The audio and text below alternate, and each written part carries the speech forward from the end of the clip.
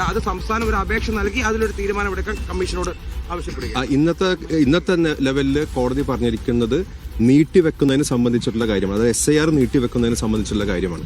അതിനു വേണ്ടിയിട്ട് സംസ്ഥാന സർക്കാരിൻ്റെ അടുത്ത് നാളത്തോടു കൂടിയിട്ട് ഒരു നിവേദനം കൊടുക്കാനും തെരഞ്ഞെടുപ്പ് കമ്മീഷൻ നിവേദനം കൊടുക്കാനും 2 ദിവസത്തിനകം തന്നെ ആ നിവേദനത്തിൽ സംസ്ഥാന സർക്കാരിന്റെ നിവേദനത്തിൽ ഒരു തീരുമാനമെടുക്കാനാണ് ഇന്ന് കോടതി പറഞ്ഞിരിക്കുന്നത്. അതായത് ഈ SIR നീട്ടിവെക്കണം, എത്ര ദിവസത്തേക്ക് നീട്ടിവെക്കണം എന്നുള്ള കാര്യങ്ങളിലെല്ലാം ഇന്ന് തീരുമാനമെടുക്കാനാണ് തെരഞ്ഞെടുപ്പ് കമ്മീഷന്റെ അടുത്ത് നിന്ന് കോടതി പറഞ്ഞിരിക്കുന്നത്.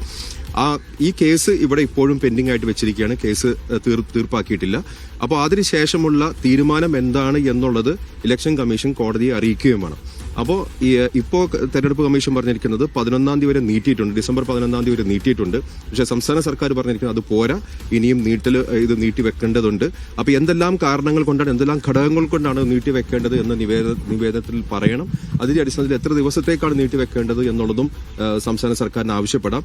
ആ ആവശ്യം പരിഗണിക്കണമെന്നാണ് ഇന്ന് കോടതി തെരഞ്ഞെടുപ്പ് കമ്മീഷനടുത്ത് പറഞ്ഞിരിക്കുന്നത്. പുറപ്പെടുവിക്കുമ്പോൾ ചീഫ് ജസ്റ്റിസ് പറഞ്ഞത് ഈ കേരളത്തിലെ സർക്കാരും രാഷ്ട്രീയ പാർട്ടികളും ഉന്നയിക്കുന്നത് ഒരു ജസ്റ്റ് ആയിട്ടുള്ള ഒരു ആവശ്യമാണെന്നാണ് പറഞ്ഞത്. അത് എത്രത്തോളം ഈ ഹർജിക്കാരെ സംബന്ധിച്ച ആശ്വാസമാണ്? ഹർജിക്കാരെ സംബന്ധിച്ച് വലിയ ആശ്വാസമാണ്. മാത്രമല്ല അങ്ങനത്തെ ഒരു സംഗതി ഉത്തരവിൽ പ്രതിപാദിക്കുമ്പോൾ സുപ്രീം കോടതി പറയുമ്പോൾ തീർച്ചയായിട്ടും തെരഞ്ഞെടുപ്പ് കമ്മീഷനെ അതിനെതിരായിട്ട് ഒരു ഉത്തരവിടാൻ പറ്റുമെന്ന് എനിക്ക് തോന്നുന്നില്ല. കാരണം നമ്മളുടെ വാദങ്ങളെല്ലാം അതിനകത്ത് പ്രതിപാദിച്ചിട്ടുണ്ട്, സുപ്രീം കോടതി ഉത്തരവിൽ പ്രതിപാദിച്ചിട്ടുണ്ട്. അതിനുശേഷമാണ് പറയുന്നത് ഇവർ പറയുന്ന വാദങ്ങളിലെല്ലാം നീതിപൂർവമായിട്ടുള്ള കാര്യങ്ങളാണ് പറയുന്നത്.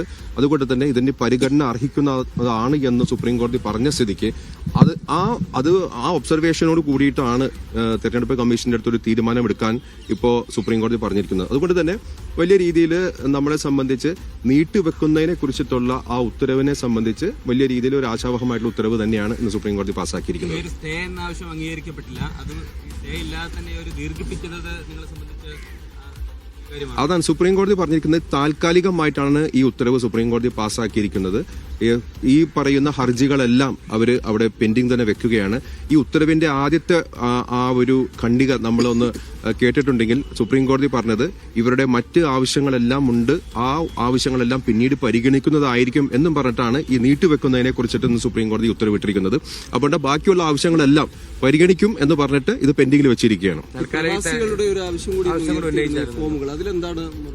അല്ല, അത് സുപ്രീം കോടതി പറഞ്ഞു വെച്ചാൽ ഏതെല്ലാം കാരണങ്ങൾ കൊണ്ടാണ് ഇത് നീട്ടിവെക്കേണ്ടത് എന്ന് സർക്കാരിന് തോന്നുകയാണെങ്കിൽ ആ ഘടകങ്ങളെല്ലാം നാളെ കൊടുക്കുന്ന നിവേദനത്തിൽ ഉൾപ്പെടുത്താമെന്നാണ് പറഞ്ഞത്. പ്രവാസികളുടെ ആവശ്യം പ്രത്യേകമായിട്ട് ഉന്നയിച്ചപ്പോഴും അത് തന്നെയാണ് പറഞ്ഞത്. കാരണം കേരളം പോലത്തെ ഒരു സംസ്ഥാനത്ത് ഇത്രമാത്രം പ്രവാസികളുണ്ട് എന്ന് കോടതിയുടെ ശ്രദ്ധയിൽപ്പെടുത്തിയപ്പോൾ സർക്കാരിന് ഈ പറയുന്ന ഘടകങ്ങളെല്ലാം അവരുടെ നിവേദനത്തിൽ പറയുകയും അതിന്റെ അടിസ്ഥാനത്തിൽ ഒരു തീരുമാനം തെരഞ്ഞെടുപ്പ് കമ്മീഷന് എടുക്കണമെന്നാണ് സുപ്രീം കോടതി ആവശ്യപ്പെട്ടിരിക്കുന്നത്. കോടതി വാദത്തിനിടെ പറയുന്നുണ്ട് 13-ന് റിസൾട്ട് വരികയാണ്, 2 ഫേസ് ഉള്ളൂ. അപ്പോൾ ആ ഒരാഴ്ചയുടെ ഒരു കാര്യത്തിൽ മാത്രമാണ് കോടതിയും ഇപ്പോൾ ഒരു കൺസേൺ പറയുന്നത്.